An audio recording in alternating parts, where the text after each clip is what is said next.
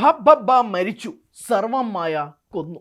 December 18 Dileep, Mohanlal, Sandy master, SJ Suryah, Vineeth Sreenivasan, Dhyan Sreenivasan, Ashokan, Devan, Saranya Ponvannan, Baiju, അങ്ങനെ താരനിരയോട് താരനിരയായി ഇറങ്ങിയ ഭയം ഭക്തി ബഹുമാൻ എന്ന സിനിമയുടെ റിലീസ്. ഡിസംബർ 25 നിവിൻ പോളി, അജു വർഗീസ് എന്നിവർ പ്രധാന വേഷങ്ങളിലെത്തിയ സർവമായ എന്ന ചിത്രത്തിൻ്റെ റിലീസ്. ഈ രണ്ട് സിനിമകളും തമ്മിൽ കമ്പയർ ചെയ്യുകയാണോ എന്ന് ചോദിച്ചാൽ ആണെന്ന് തന്നെ കൂട്ടിക്കോ. കാരണം നമ്മൾ സംസാരിക്കാൻ പോകുന്നത് ഒരു വ്യക്തിയുടെ തിരിച്ചുവരവും മറ്റൊരു വ്യക്തിയുടെ തിരിച്ചു പോക്കിനെയും കുറിച്ചാണ്. അതിനെക്കുറിച്ചാണ് നമ്മൾ സംസാരിക്കുന്നത്. ഭയം ഭക്തി ബഹുമാനം ദിലീപിനെ സംബന്ധിച്ചിടത്തോളം വളരെ നിർണായകമായ ഒരു സിനിമയായിരുന്നു. ഒരു തർക്കമില്ലല്ലോ, ആർക്കുമില്ല. കാരണം ആ സിനിമ ഓടാൻ വേണ്ടി പല ഫാക്ടേഴ്സും അവരതിനകത്ത് ഉൾപ്പെടുത്തിയിട്ടുണ്ട്. ലാലേട്ടൻ ദ മോസ്റ്റ് എൽ ഫാക്ടറിന് അവർ ആ സിനിമയെ കൊണ്ടുവന്നു. വിജയ് റെഫറൻസസ്, തിയേറ്ററിൽ ആഘോഷിക്കാനുള്ള പാട്ട്, spoof, comedy, action, mass, entertainer, അങ്ങനെ ഈ സിനിമയിൽ അവർ പയറ്റാനുള്ള 18 അടവും പയറ്റിയിട്ടാണ് ഈ സിനിമ തിയേറ്ററുകളിലേക്ക് കൊണ്ടുവന്നത്. 18 റിലീസായ സിനിമ നമ്മൾ ഇന്ന് സംസാരിക്കുന്നത് 29 അതായത് 11 ദിവസങ്ങളുടെ ഗ്യാപ്പ്. ബുക്കിംഗ് തുടങ്ങി റിലീസിന് ശേഷമുള്ള ആദ്യ മണിക്കൂറിൽ 1,80,000 ടിക്കറ്റുകൾ വിറ്റത് ഇന്നെടുത്ത് നോക്കുമ്പോഴേക്കും 7,000 ടിക്കറ്റുകൾ അവസാനത്തെ 24 മണിക്കൂറിൽ എത്തി നിൽക്കുന്ന ഒരു സിനിമയെക്കുറിച്ചാണ്. 11 ദിവസങ്ങൾക്കുണ്ടായ ഗ്യാപ്പ് നിങ്ങൾ ആലോചിച്ച് നോക്കണം. 50 കോടി ടച്ച് ചെയ്യാൻ ഇപ്പോഴും പറ്റിയിട്ടില്ല ഭയം ഭക്തി ബഹുമാനത്തിന് എന്നതാണ് ഇതിൻ്റെ ഏറ്റവും പ്രധാനപ്പെട്ട കാര്യങ്ങളിൽ ഒന്ന്. അതായത് ഇത്രയധികം ചെയ്തിട്ടും ഫാൻസിൻ്റെ ഭാഗത്തു നിന്ന് ആദ്യ ഷോയ്ക്ക് നല്ല അഭിപ്രായം കിട്ടിയിട്ട് പോലും കുടുംബ പ്രേക്ഷകർ ഈ സിനിമ സ്വീകരിച്ചില്ല. റിവ്യൂവേഴ്സ് കൈവിട്ടു. ആ രീതിയിൽ പിന്നീട് പ്രസ് മീറ്റിൽ വന്നിട്ട് ന്യായീകരിക്കുന്ന ദിലീപിനെ വരെ നമ്മൾ കണ്ടതാണ്. ഇതെല്ലാം ചെയ്തിട്ട് പോലും 50 കോടി ഈ സിനിമയ്ക്ക് ടച്ച് ചെയ്യാൻ കഴിഞ്ഞിട്ടില്ല. ഇത്രയും ഫാക്ടേഴ്സ് ഉണ്ടായിട്ടുള്ള കാര്യമാണ് ഞാൻ പറയുന്നത്. 11 ദിവസം കഴിഞ്ഞിട്ട് 50 കോടി ടച്ച് ചെയ്യാൻ കഴിഞ്ഞിട്ടില്ല എന്നുള്ളത് അതൊരു വലിയ പ്രശ്നമാണ്. അതിനെന്തുകൊണ്ടാണ് കാരണം? ഈ സിനിമ കാണില്ല എന്ന് ഒരു വലിയ സമൂഹം ബഹിഷ്കരിച്ചിരിക്കുന്ന ഒരു സാഹചര്യം. അത് നമ്മൾ തള്ളിക്കളയരുത്. ഇതൊരു വലിയ സമൂഹമാണ്.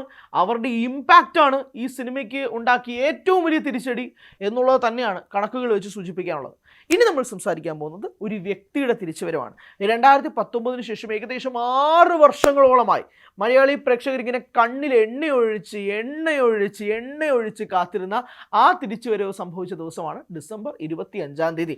അഖിൽ സത്യൻ്റെ സംവിധാനത്തിൽ നിവിൻ പോളി എന്ന നായകൻ, യുവനായകനിൽ ഏറ്റവും പ്രധാനപ്പെട്ട നായകൻ തിരിച്ചു വന്നിരിക്കുന്നു. പ്രിയപ്പെട്ട പ്രേക്ഷകരെ, ഒരു 6 വർഷം ഒരു നായകൻ ഒരു മെയിൻ സ്ട്രീമിൽ നിന്ന് തന്നെ മാറി അതിനുശേഷം അയാളുടെ റിലീസാവുന്ന സിനിമകളൊക്കെ തിയേറ്ററിൽ പരാജയപ്പെട്ട് OTTയിലും വീണ് അങ്ങനെ കാത്തിരുന്ന് ഒരു നടൻ്റെ തിരിച്ചുവരവ് മലയാളി പ്രേക്ഷകർ ഇത്രയധികം ആഘോഷിച്ചത് ഒരുപക്ഷെ അടുത്ത കാലത്തേക്ക് നിവിൻ പോളിയുടേത് മാത്രമാണ്. ഞാനിത് പറയാൻ കാരണം വേറെ ഒന്നും കൊണ്ടല്ല. നിങ്ങൾ ബുക്ക് മൈ ഷോ എടുത്ത് നോക്കിയാൽ മതി. ബുക്ക് മൈ ഷോയിൽ ഓരോ മണിക്കൂർ കഴിയുമ്പോൾ പോലും ഒരു 10K ആവറേജിൽ അവർക്ക് ആ ബുക്കിംഗ് പിടിച്ചു നിർത്താൻ സാധിക്കുന്നുണ്ട്. പലരും വന്ന് പറയുന്നത് ഹോളിഡേയുടെ ബുക്കിംഗ് ആണ് അല്ലെങ്കിൽ വീക്കെൻഡ് ബുക്കിംഗ് ഒന്നുമല്ല. ഒരു വർക്കിംഗ് ഡേയുടെ കാര്യത്തെക്കുറിച്ച് പോലുമാണ് ഞാൻ സംസാരിക്കുന്നത്. ലാസ്റ്റ് 1 അവറിൽ കഴിഞ്ഞാൽ പോലും ഒരു 10K, 11K, 12K എന്നുള്ള ആവറേജ് ബുക്കിംഗിൽ ആ സിനിമയ്ക്ക് പിടിച്ചു നിർത്താൻ കഴിയുന്നതിൽ ഒറ്റ കാരണമേ ഉള്ളൂ. അത്രയധികം ആളുകൾ ഈ യുവതാരമായ നിവിൻ പോളിക്ക് വേണ്ടിയിട്ട് കാത്തിരിക്കുകയായിരുന്നു എന്നുള്ളത് തന്നെയാണ്. നിവിൻ ഇതിനിടയിൽ പല എക്സ്പെരിമെൻറ്റ്സ് നടത്തി, പോയി പല സിനിമകൾ കൈകാര്യം ചെയ്തു. ഭയങ്കരമായി ഇമോഷണൽ ഡ്രിവൺ ആയിട്ടുള്ള സിനിമകൾ, ഭയങ്കരമായ റഫായിട്ടുള്ള സിനിമകളൊക്കെ തന്നു. നിവിൻ തന്നെ ഈ സിനിമയുടെ റിലീസിന് 2 ദിവസം മുമ്പ് പറഞ്ഞ കാര്യം, നിന്നോട് പ്രേക്ഷകർ പറഞ്ഞിട്ടുള്ള ഒരു കാര്യമുണ്ട്, നീ അത് ചെയ്തുകൊണ്ട് പോയാൽ മതി, ബാക്കിയൊക്കെ ചെയ്യുക, ഇവിടെ വേറെ പല ആളുകളും ഉണ്ടാവും, അതുകൊണ്ട് നീ കൂടുതൽ അങ്ങോട്ട് വേറെ റോളുകളൊന്നും ചെയ്യേണ്ട, നിന്നെ പറഞ്ഞ് ഏൽപ്പിച്ചേക്കുന്നത് ഒരു ഹ്യൂമർ എൻ്റർടൈനർ സിനിമകൾ ചെയ്യാനാണ്, അത് നീ ചെയ്താൽ മതി എന്നുള്ളത് എൻ്റെ വാചകമല്ല, നിവിൻ പോളിയുടെ വാചകമാണ്. നിവിൻ പോളി ഹിറ്റ് FM-ന് മിഥുന് നൽകിയ ഒരു അഭിമുഖത്തിൽ, മിഥുൻ ആരാന്നറിയാലോ, RJ മിഥുന് നൽകിയ ഒരു അഭിമുഖത്തിലാണ് നിവിൻ ഇക്കാര്യം പറയുന്നത്. അപ്പോഴാണ് എനിക്ക് തോന്നുന്നത് നിവിൻ പോളിക്ക് ഒരു സംഭവിച്ച ബോധോദയം, അതായത് നിവിന് സംഭവിച്ച തിരിച്ചുവരവിനല്ല, നിവിന് സംഭവിച്ച ബോധോദയത്തെക്കുറിച്ചാണ് ഇവിടെ സംസാരം. അതായത് നിവിന് മനസ്സിലായി ഇനി ട്രാക്ക് മാറ്റിയില്ലെങ്കിൽ ശരിയാവൂല. 6 വർഷം ഒരു ചെറിയ കാലയളവല്ല. 6 വർഷം, അതായത് നിങ്ങൾ ആലോചിച്ച് നോക്കണം, ലവ് ആക്ഷൻ ഡ്രാമയൊക്കെ ഭയങ്കരമായി ബോക്സ് ഓഫീസ് കളക്ഷൻ കിട്ടിക്കൊണ്ടിരുന്ന ഒരു സിനിമ പിന്നീട് റിലീസാവുന്ന സിനിമകൾക്ക് മൊത്തം ടോട്ടൽ ബുക്കിംഗ് അല്ലെങ്കിൽ ടോട്ടൽ തിരിച്ചുവരവ് പോലും, തിരിച്ചു കിട്ടിയ പൈസ പോലും 10 കോടിക്കില്ല. അത് അങ്ങനത്തെ ഒരു ഡൗൺഫോളിലേക്ക് നിവിൻ പോളി പോയി.